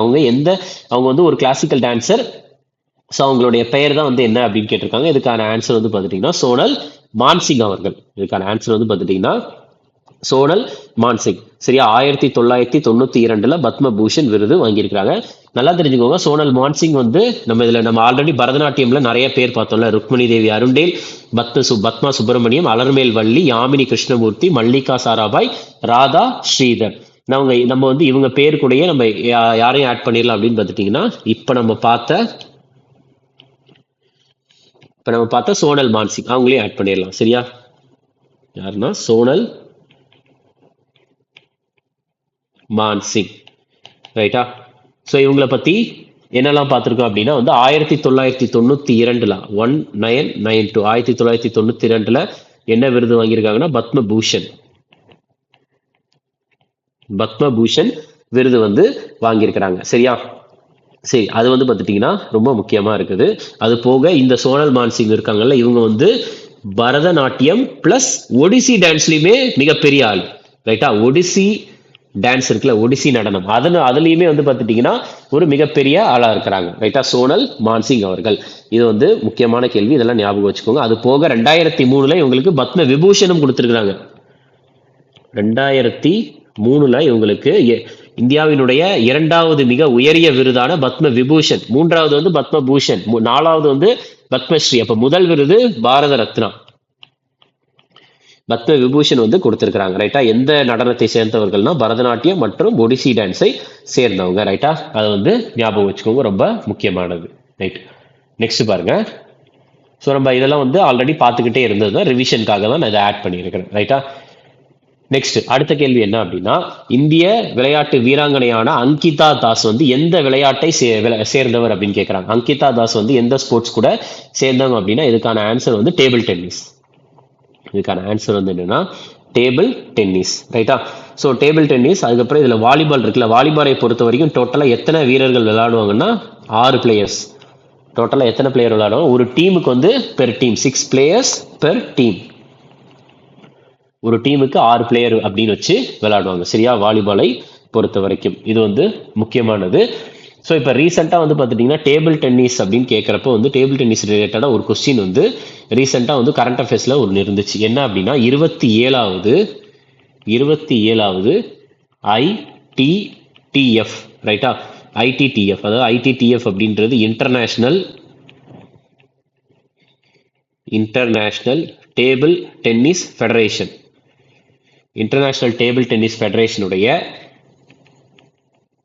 ஆசிய டேபிள் டென்னிஸ் சாம்பியன்ஷிப் நடந்துச்சு. ரைட்டா? ஏசியன் டேபிள் டென்னிஸ் சாம்பியன்ஷிப் வந்து பார்த்துட்டிங்கன்னா ரீசெண்டாக நடந்துச்சு. சரியா? அது வந்து எங்க வச்சு நடந்துச்சு அப்படின்னு கேட்குறாங்க அப்படின்னா ஆல்ரெடி கேட்டிருக்காங்க ஒரு ரீசெண்ட் எக்ஸாம்ல. இதுக்கான ஆன்சர் வந்து கசகஸ்தானுடைய தலைநகரமான அஸ்தானால வச்சு நடந்துச்சு. அஸ்தானா வந்து எங்க இருக்குன்னா கசகஸ்தான் அப்படின்ற இடத்தின் ஒரு கண்ட்ரியினுடைய தலைநகரம் தான் கசகஸ்தான். ரைட்டா? அதனுடைய தலைநகரம்.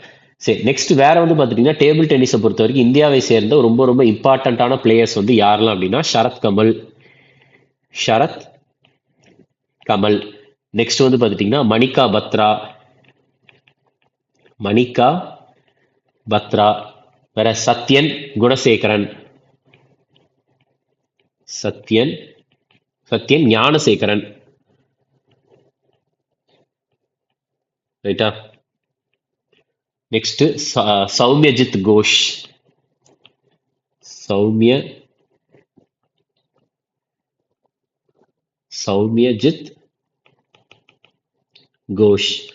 ஸோ இப்போ இன்னொரு பிளேயரும் நம்ம இதுலயே ஆட் பண்ணிக்கலாம். யார் அப்படின்னா அங்கிதா தாஸ். ரைட்டா? ஸோ இந்த கொஸ்டின் வந்து புரிஞ்சிருக்கும்னு நினைக்கிறேன். ஸோ டேபிள் டென்னிஸை பொறுத்த வரைக்கும் இதுதான். ஓகே, சரி. அடுத்த கேள்வி எதை பற்றி கேட்குறாங்க அப்படின்னா, நம்ம ஆல்ரெடி இந்த கொஸ்டினை பற்றி நம்ம நிறைய டைம் டிஸ்கஸ் பண்ணியிருக்கோம். என்ன கேட்குறாங்க அப்படின்னா, ஸோ மெயினாக ஒரு நிமிஷம், இது ஆன்சர் வந்து லாஸ்ட்டு தான். சரி, இதுல வந்து எந்த கொஸ்டின் ரிலேட்டடா கேட்கறாங்க அப்படின்னா, இந்திய அரசியலமைப்பு சட்டம் இருக்கு தெரியுமா, அந்த இந்திய அரசியலமைப்பு சட்டத்தில் வந்து அடிப்படை கடமைகள் அப்படின்ற ஒன்று இருக்கு, ஃபண்டமெண்டல் டியூட்டிஸ். ஸோ அது வந்து தொடர்பாக பின்வரும் எந்த ஒரு லைன் வந்து சரியாக இல்லை, ரைட்டா, தப்பான ஸ்டேட்மெண்ட் அப்படின்னு தான் கேட்டிருக்காங்க. ஸோ இது வந்து ஃபர்ஸ்ட் பாருங்க, நம்மளுடைய அடிப்படை உரிமை அப்படின்றது வந்து ஆர்டிக்கல் 51A, ரைட்டா. ஸோ 51 எந்த அரசியலமைப்பு சட்டத்தில் 51A பிரிவுல தான் குறிப்பிட்டிருக்கா அப்படின்னு கேட்குறாங்க. இந்த ஸ்டேட்மெண்ட் கரெக்ட் தான். ஸோ 51A தான் வந்து ஆட் ஆயிருக்கு. அடுத்து அரசியலமைப்பு 86வது, ரைட்டா, 86வது திருத்த சட்டம் 2002 வந்து அடிப்படை கடமைகளை ரிலேட் ஆனதான் கேட்கறாங்க. இதுவுமே கரெக்ட். நான் என்னன்றதை நான் சொல்றேன். அடுத்து அடிப்படை கடமைகள் அப்படின்றது வந்து 1977 இந்திய அரசு சட்ட திருத்தம் 42 கூட கரெக்ட் ஆகுதா அப்படின்னு கேட்கறாங்க. இதுவுமே கரெக்ட். ஸோ பார்ட் 5A கூட சேர்ந்து தான் கேட்கறாங்க. கிடையாது. இது வந்து பார்த்துட்டீங்கன்னா எதனால தப்பு அப்படின்னா பார்ட் 4A, ரைட்டா. ஸோ அது வந்து நான் ஒரு தடவை சொல்றேன். என்ன அப்படின்னா ஈஸியா நான் சொல்லிடுறேன். ஃபண்டமெண்டல் டியூட்டிஸ், அடிப்படை கடமைகள். ஸோ அடிப்படை கடமைகள் எந்த பிரிவில் கொடுத்துருக்காங்கன்னா ஆர்டிக்கல் 51A கொடுத்துருக்காங்க, ரைட்டா. மொத்தம் எத்தனை அடிப்படை கடமைகள்னா 11 ஃபண்டமெண்டல் டியூட்டிஸ். ஸோ அதில் 11 எப்படி ஆட் பண்ணாங்கன்னா 10 + 1 ஆட் பண்ணாங்க. அந்த 51 அப்படின்றது வந்து எத்தனாவதுன்னா 11வது. ஓகே, இந்த 11வது என்ன அப்படின்னா 51A clause K, small letter K. Okay, இதுல 10 கடமைகள் இருக்குல்ல, அதை ஆட் பண்ணது வந்து எந்த அரசியலமைப்பு திருத்த சட்டம் அப்படின்னா 42வது இந்திய அரசியலமைப்பு constitutional amendment act. Constitutional amendment, CAA constitutional amendment act, அதாவது இந்திய அரசியலமைப்பு திருத்த சட்டம். அமெண்ட்மெண்ட்னா திருத்தம். ஸோ 1976 ஆட் பண்ணப்பட்டது. 11வது ஃபண்டமெண்டல் டியூட்டி வந்து, அதாவது 11வது அடிப்படை கடமை 51A அப்படின்றது 86வது இந்திய அரசியலமைப்பு சட்ட திருத்தம் 2002 வந்து ஆட் பண்ணப்பட்டது, ரைட்டா. 2002, இது 1976. அதே மாதிரி ஃபண்டமெண்டல் டியூட்டிஸை பொறுத்த வரைக்கும் இது எந்த பார்ட் கூட சேர்ந்தது அப்படின்னா வந்து பார்ட் 4A கூட சேர்ந்தது. ஃபண்டமெண்டல் டியூட்டிஸ் கூட ஒரு கமிட்டி வந்து ரிலேட் ஆனது. அந்த கமிட்டியோடைய பெயர் வந்து ஸ்வரன் சிங் கமிட்டி, ஸ்வரன் சிங் குழு, ரைட்டா. ஸோ அது வந்து பார்த்துட்டிங்கன்னா முக்கியமானது, இதை ஞாபகம் வச்சுக்கோங்க. மொத்தம் எத்தனை அடிப்படை கடமைகள் இருக்குது அப்படின்றது வந்து நம்ம ஆல்ரெடி பார்த்துருந்தோம். அப்படின்னா மொத்தம் 11 இருக்குது. அந்த 11ல் நம்ம இந்த ஒரு ஸ்லைடு வந்து நான் ஆல்ரெடி பார்த்தாச்சு, அதனால தான் நான் அப்படியே காப்பி பண்ணி பேஸ்ட் பண்ணிட்டேன், ரைட்டா. ஸோ இதுக்கு வந்து ஷார்ட்கட் என்னன்னா அந்த அடிப்படை கடமைகள்ல வந்து பார்த்துட்டீங்கன்னா A அப்படின்ற ஒரு வார்த்தை இருக்கும், ரைட்டா. A ஃபார் அபைட் அப்படின்ற ஒரு வார்த்தை இருக்கும், ஈஸியா போட்டுடலாம். Article 51A clause A clause B எல்லாமே ஸ்மால்ல தான் வரும், ரைட்டா. A clause D, A clause E எல்லாமே ஸ்மால் லெட்டர்ஸ் தான். ஓகே, இதுல A அப்படின்ற ஒரு வார்த்தை, ஏனா அபைட், Bனா பாப்பு அப்படின்னு ஞாபகம் வச்சுக்கோங்க. பாப்புனா யாருன்னா பாப்புஜி. யார பாப்புஜின்னு சொல்லுவாங்கன்னா காந்தினா ஃப்ரீடம் அப்படின்ற ஒரு வார்த்தை இருக்கும். எதுல? அந்த ஆப்ஷன்ல ஃப்ரீடம் அப்படின்ற ஒரு வார்த்தை இருக்கும். அப்படின்னா ஆர்டிகல் 51A கிளாஸ் B. சீனா என்ன? கேர் ஃபார் சுய் அப்படின்னு ஒன்று. எஸ்னா சாவரிட்டி, யூனிட்டி, இன்டெகிரிட்டி, இது எல்லாத்தையுமே நம்ம பார்த்துக்கணும் அப்படின்னு. இந்தியாவுடைய இறையாண்மை, ஒற்றுமை, அதுக்கப்புறம் வந்து இன்டெகிரிட்டி எல்லாத்தையுமே நம்ம பார்த்துக்கணும் அப்படின்னு சொல்றது. கேர் அப்படின்ற ஒரு வார்த்தை இருக்கும். டீனா டிஃபெண்ட் அப்படின்ற ஒரு வார்த்தை இருக்கும். ஈனா ஈக்குவாலிட்டினா பிரதர்ஹுட், சகோதரத்துவம் அப்படின்ற ஒரு வார்த்தை ஆப்ஷன்ல இருக்கும், ரைட்டா. எஃப்னா ஃபோர்ட்னு வச்சுக்கோங்க. ஃபோர்ட்னா என்னதுன்னா கல்ச்சர், ரைட்டா. கல்ச்சர் அப்படின்ற ஒரு வார்த்தையை வந்து பார்த்துட்டீங்கன்னா ஆப்ஷன்ல இருக்கும், கேட்கறாங்க அப்படின்னா. ஜீனா கிரீன்னா பசுமை, அதாவது என்விரான்மெண்ட் அப்படின்ற ஒரு வார்த்தை இருக்கும். ஹெச்னா ஹைடெக், அதாவது சயின்டிபிக் டெம்பர் அப்படின்ற ஒரு வார்த்தை வந்து அங்க அந்த ஆர்டிகல் கொடுத்துருக்க ஆப்ஷன்ல வந்து இருக்கும். ஐனா வந்து பார்த்துட்டீங்கன்னா பப்ளிக். ஐனா எப்படி பப்ளிக்னா, ஐனா யாரு? நான் யாரும் ஒரு பப்ளிக் தான், அந்த ஒரு வார்த்தை வந்து ஆப்ஷன்ல இருக்கும். ஜேனா ஜம்ப்னா வந்து பார்த்துட்டீங்கன்னா நம்ம வந்து வெற்றி, நம்ம வந்து குதிச்சு வெற்றி வாங்கை சூடணும் அப்படின்ற மாதிரி ஞாபகம் வச்சுக்கோங்க. குதிக்கணும், அதாவது ஸ்ட்ரைவ் டுவர்ட்ஸ் எக்ஸலன்ஸ் அப்படின்ட்டு, ரைட்டா. கேனா நாலேஜ்னா எஜுகேஷன் அப்படின்ற ஒரு வார்த்தை வந்து இருக்கும். எல்லாமே வந்து ஃபுல்லா படிக்கணும் அப்படின்ற ஒரு அவசியம் கிடையாது, ஷார்ட்கட்டோட ஞாபகம் வச்சுக்கோங்க, போதுமானது தான். ஓகே, நெக்ஸ்ட் அடுத்த கொஸ்டின் என்ன கேட்கறாங்க அப்படின்னா, கரும்பிலிருந்து சர்க்கரை தயாரிப்பது வந்து நம்மளுடைய பொருளாதார நடவடிக்கையில் எந்த துறையின் கீழ் வருகிறது? ஸோ கரும்பை வந்து விளைவிக்கிறது அப்படின்ற ஒன்று இருக்குது. அந்த கரும்பிலிருந்து சர்க்கரை எடுப்பது எந்த செக்டார்ல வருது அப்படின்னு கேட்கறாங்க. அது வந்து முதன்மை துறையா, மூன்றாம் நிலையா, அதுக்கடுத்து 2ஆம் நிலையா, 4ஆம் துறையா அப்படின்னு கேட்கறாங்க. இதுக்கான ஆன்சர் வந்து என்னன்னா செகண்டரி செக்டார், 2ஆம் நிலை துறை அப்படின்ட்டு ஞாபகம் வச்சுக்கோங்க, ரைட்டா. ஸோ நார்மலா வந்து நம்மளுக்கு எத்தனை செக்டார் இருக்குதுன்னா மொத்தம் ஒரு 4 இருக்குது ரைட்டா. மெயினா வந்து எத்தனைனா 3 தான். ஸோ பிரைமரி செக்டாரை பொறுத்த வரைக்கும் பெஸ்ட். அதுக்கு வந்து எக்ஸாம்பிள்லாம் என்னன்னா பிரைமரி. ஸோ பிரைமரிக்கு வந்து எதெல்லாம் எக்ஸாம்பிளா சொல்லுவாங்கன்னா ரா மெட்டீரியல், அதாவது வந்து பார்த்துட்டிங்கன்னா நம்மளுக்கு வந்து எதெல்லாம் இருக்குன்னா பிரைமரி இருக்கு, அதாவது முதன்மை துறை, இரண்டாம் துறை, இது வந்து இரண்டாம் நிலைத்துறை. செகண்டரினா இரண்டாம் நிலை, டெர்ஷியரினா மூன்றாம் நிலைத்துறை, நெக்ஸ்ட் குவாட்டர்னரினா நான்காம் நிலை. குவாட்டர்னரி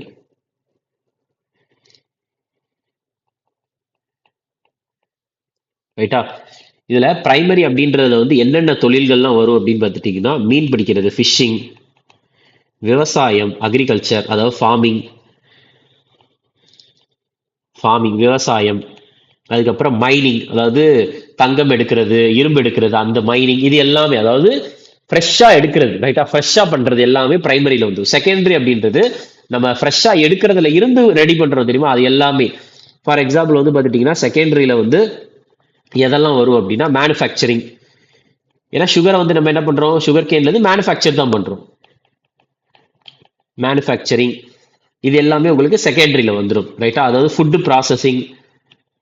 இப்ப தக்காளியை வந்து பாத்தீங்கன்னா தக்காளி அப்படின்ற தக்காளியை உற்பத்தி செய்யறது பிரைமரி. தக்காளியில இருந்து நம்ம வந்து சாஸ், டொமேட்டோ சாஸ் உருவாக்குறோம்னா அதெல்லாம் செகண்டரி. ஃபுட் ப்ராசஸிங் அதில் வந்துடும், செகண்டரி தான்.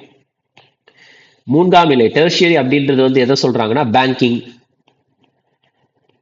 அதுக்கடுத்து இந்த டிரான்ஸ்போர்ட் சர்வீஸு, டிரான்ஸ்போர்ட்டேஷன், இது எல்லாமே வந்து பார்த்துட்டிங்கன்னா இந்த மாதிரி இருக்கிறது எல்லாமே டெர்ஷியரியா சொல்லப்படுது ரைட்டா. டெர்ஷியரினா வந்து பார்த்தீங்கன்னா ஃபினான்ஷியல் சர்வீஸ், இந்த மாதிரி எல்லாமே உங்களுக்கு டெர்ஷியரி ரைட்டா. என்டர்டைன்மெண்ட்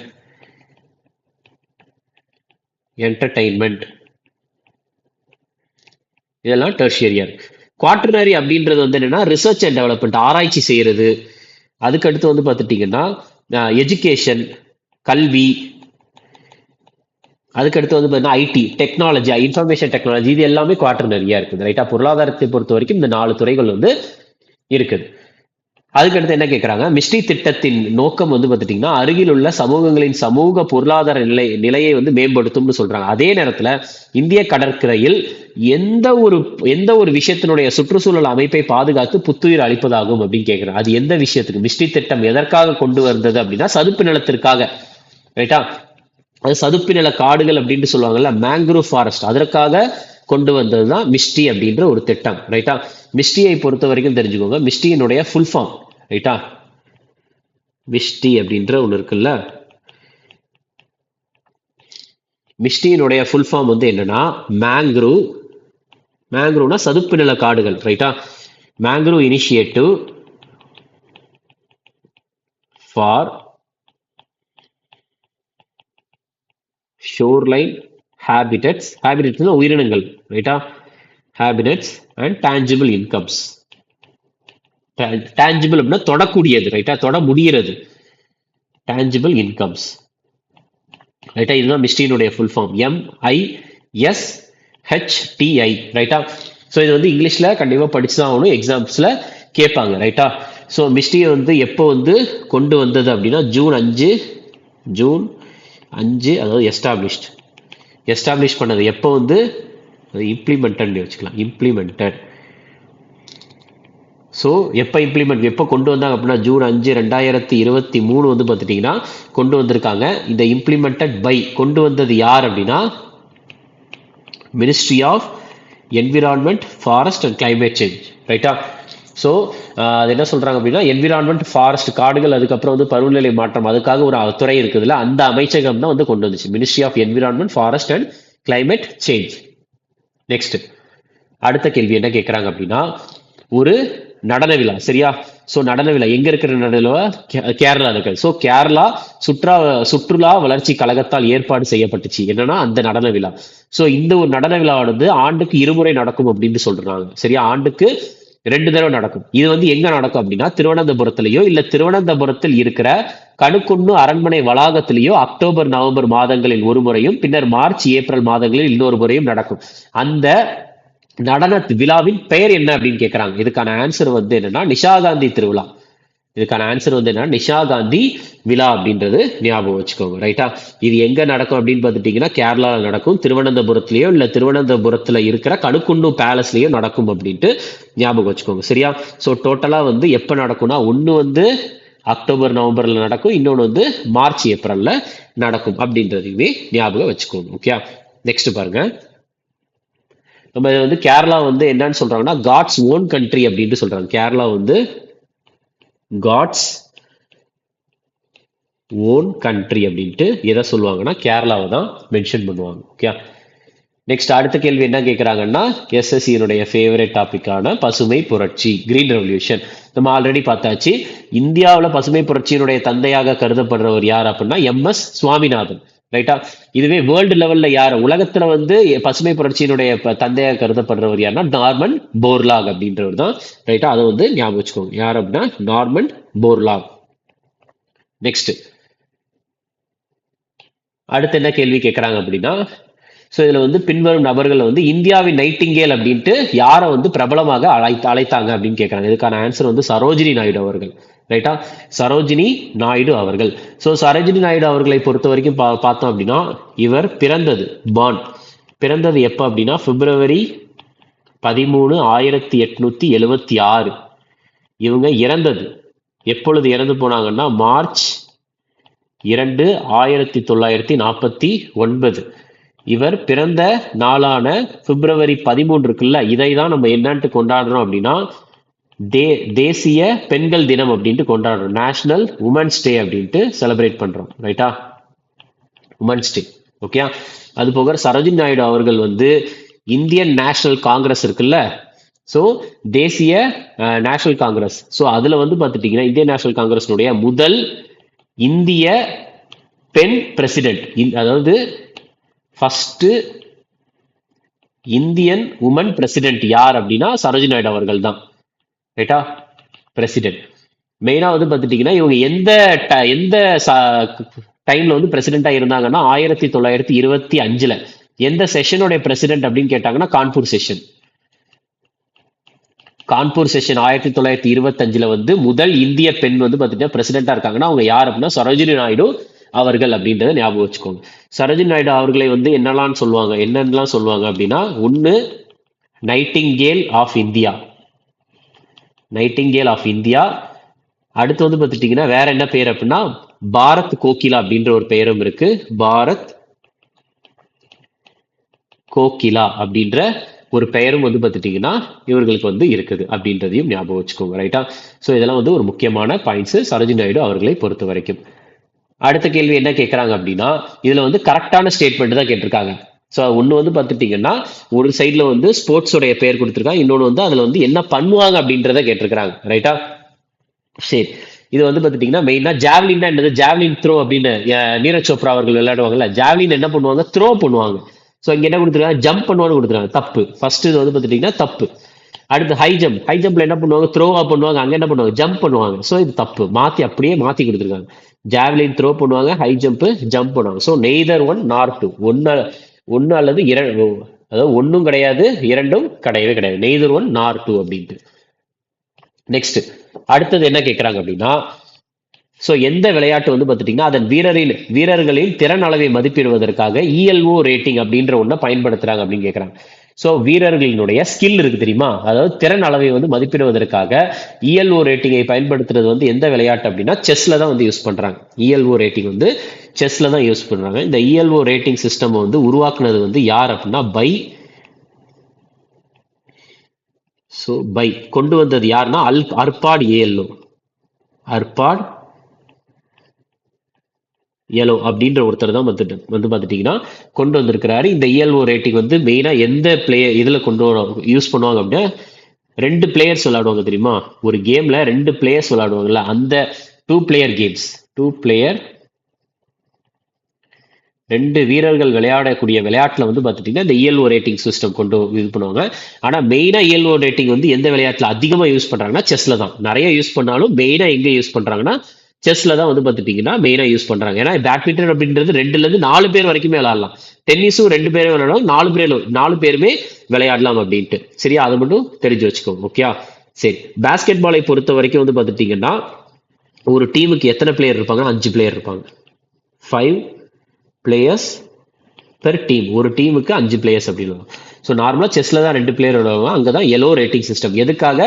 வீரர்களின் திறன் அளவை வந்து மதிப்பிடுவதற்காக அப்படின்னு ஞாபகம் வச்சுக்கோங்க. செஸ்ஸை பொறுத்த வரைக்கும் டோட்டலாக எத்தனை ஸ்கொயர், எத்தனை சதுரங்கள் இருக்குன்னா 64 சதுரங்கள் இருக்கும். 64 ஸ்கொயர்ஸ் வந்து இருக்கும். ரைட்டா?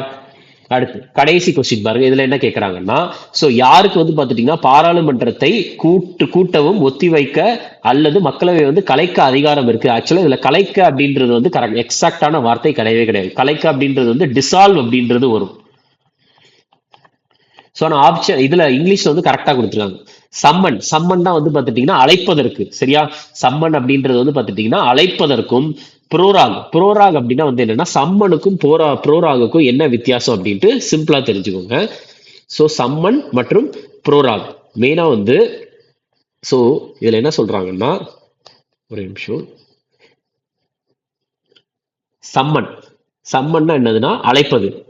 புரோராக் அப்படின்றது வந்து என்னன்னா ஒரு குறிப்பிட்ட நாளுக்கு ஒத்தி வைக்கிறது. ரைட்டா? பீரியட் ஆஃப் டைம் என்ன பண்றாங்கன்னா வித்தவுட்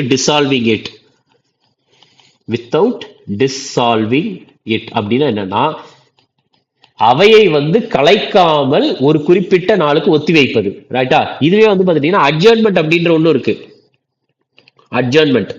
அட்ஜர்ன்மெண்ட்டுமே வந்து பாத்துட்டீங்கன்னா ஒத்தி வைப்பு தான். அட்ஜர்ன்மெண்ட்டுமே ஒத்தி வைப்பு அப்படின்னு தான் சொல்லுவாங்க. ஆனா இத வந்து பாத்துட்டீங்கன்னா அப்ப புரோராகுக்கும் அட்ஜர்ன்மெண்ட்டுக்கும் என்ன? புரோராகுமே ஒத்தி வைக்கிறது தான், அட்ஜர்ன்மெண்ட்டும் ஒத்தி வைப்பது தான். ஆனா அட்ஜர்ன்மெண்ட்டுடைய டைம் வந்து பாத்துட்டீங்கன்னா அந்த ஒத்தி வைக்கிற டைம் கம்மியா இருக்கும். ஆனா புரோராகினுடைய ஒத்தி வைக்கிற டைம் அப்படின்றது அதிகமா இருக்கும். ரைட்டா? அதை மட்டும் ஞாபகம் வச்சுக்கோங்க. சம்மன் அப்படின்னா அழைப்பது. ரைட்டா? சோ அழைப்பதற்கும் புரோராக் பண்றதுக்கும் அதுக்கு அடுத்து வந்து பாத்துட்டீங்கன்னா டிசால்வ். ரைட்டா? டிசால்வ் அப்படின்னா அவையை கலைப்பதற்கும் வந்து பாத்துட்டீங்கன்னா யாருக்கு அதிகாரம் இருக்குது அப்படின்னா பிரசிடென்ட்டுக்கு தான் அதிகாரம் இருக்கு. யாருக்குன்னா பிரசிடென்ட்டுக்கு அதிகாரம் இருக்கு. ஆனா நல்லா தெரிஞ்சுக்கோங்க, ஜனாதிபதிக்கு தான் அதிகாரம் இருக்கு. ஆனா அட்ஜர்ன்மெண்ட் பண்றதுக்கு யாருக்கு அதிகாரம் இருக்குது அப்படின்னா ஸ்பீக்கருக்கு தான். அதாவது அந்த அவையின் தலைவர், அதாவது ஸ்பீக்கர். மக்களவை அப்படின்னா ஸ்பீக்கர் சபாநாயகருக்கோ இல்ல ராஜ்யசபானா வந்து பாத்துட்டீங்கன்னா சேர்மன், இவருக்கு தான் வந்து பாத்துட்டீங்கன்னா அதிகாரமே இருக்குது. ரைட்டா? சோ இதை வந்து பாத்துட்டீங்கன்னா ஞாபகம் வச்சுக்கோங்க. மெயினா வந்து சம்மன் பண்றது பிரசிடென்ட், புரோராக் பண்றது அதாவது அவையை ஒத்தி வைப்பது பிரசிடென்ட், கலைப்பதும் பிரசிடென்ட் தான். ஆனா அட்ஜர்ன்மெண்ட் குறிப்பிட்ட கொஞ்ச நேரத்துக்கு ஒத்தி வைக்கிறது யாருன்னா அது ஸ்பீக்கர், சபாநாயகர், அங்க ராஜ்யசபானா சேர்மன் அப்படின்னு ஞாபகம் வச்சுக்கோங்க. சரியா? சோ பிரசிடென்ட்டை பொறுத்த வரைக்கும் வந்து ஆர்டிகல், இந்திய அரசியலமைப்புல எந்த ஆர்டிகல் பிரசிடென்ட்டை பத்தி சொல்றாங்கன்னா ஆர்டிகல் 52 இருந்து ஆர்டிகல் 62 வரைக்கும் பிரசிடென்ட்டை பத்தி சொல்றாங்க. ஞாபகம் வச்சுக்கோங்க. சோ பிரசிடென்ட்டை பொறுத்த வரைக்கும் இந்தியாவினுடைய முதல் ஜனாதிபதி வந்து யார் அப்படின்னா ராஜேந்திர பிரசாத் அவர்கள் தான் இந்தியாவினுடைய ஃபர்ஸ்ட் பிரசிடென்ட். அது போக இந்தியாவினுடைய first vice president, VP vice president வந்து யாருன்னா ராதாகிருஷ்ணன் அவர்கள். எஸ் ராதாகிருஷ்ணன், சர்வப்பள்ளி ராதாகிருஷ்ணன் அவர்கள். ரைட்டா? ஸோ அப்போ வந்து இதுல சிம்பிளா வந்து பார்த்துட்டீங்கன்னா சம்மன், அவையை சம்மன் பண்றது, அவையை புரோராக் பண்றது, அவையை டிசால்வ் கலைப்பது, இந்த மூணுமே வந்து யார் அப்படின்னா பிரசிடென்ட் பண்ணுவாங்க. அவையை டிசால்வ், சரி அவையை வந்து அட்ஜர்ன்மெண்ட், ஒரு குறிப்பிட்ட நேரத்திற்கு அட்ஜர்ன்மெண்ட்டும் சரி புரோராகும் சரி ஒத்தி வைப்பது தான். அட்ஜர்ன்மெண்ட் பண்றது யாருன்னா மக்களவைனா ஸ்பீக்கர் பண்ணுவாங்க, மாநிலங்களவைனா சேர்மன் பண்ணுவாங்க, ராஜ்யசபாவினுடைய சேர்மன். ரைட்டா? ஸோ இதுல வந்து புரோராகும் சரி, ஒரு நிமிஷம், இதுல புரோராகும் சரி அட்ஜர்ன்மெண்ட்டும் சரி கிட்டத்தட்ட சேம் தான். ஆனா ரெண்டுத்துக்கும் மெயினா என்ன வித்தியாசம் அப்படின்னா புரோராக் அப்படின்னா வந்து அந்த டைம் அப்படின்றது வந்து ரொம்ப கூடையா இருக்கும், அதிகமா இருக்கும். அட்ஜர்ன்மெண்ட் அப்படின்றது ஒத்தி வைக்கிற டைம் கம்மியா இருக்கும் அப்படின்னு மட்டும் ஞாபகம் வச்சுக்கோங்க. ஓகே? ஸோ இதுதான் வந்து இந்த வீடியோவை பொறுத்த வரைக்கும். நான் ஆல்ரெடி சொன்ன மாதிரி வரக்கூடிய எக்ஸாம்ஸ் வந்து பார்த்துட்டீங்கன்னா இது ரிலேட்டடாக தான் நிறைய கேள்விகள் இருக்கும். ஸோ இந்த வீடியோவை ஒரு 2 தடவை பாருங்க. அது போக இன்கேஸ் 2-3 தடவை பாருங்க. இல்லைன்னா வந்து அடுத்த ஆப்ஷன் வந்து இந்த வீடியோ ஒரே ஒரு தடவை பார்த்துட்டு பிடிஎஃப் ரெஃபரன்ஸ்க்கு வச்சுக்கோங்க. சரியா? தேங்க்யூ.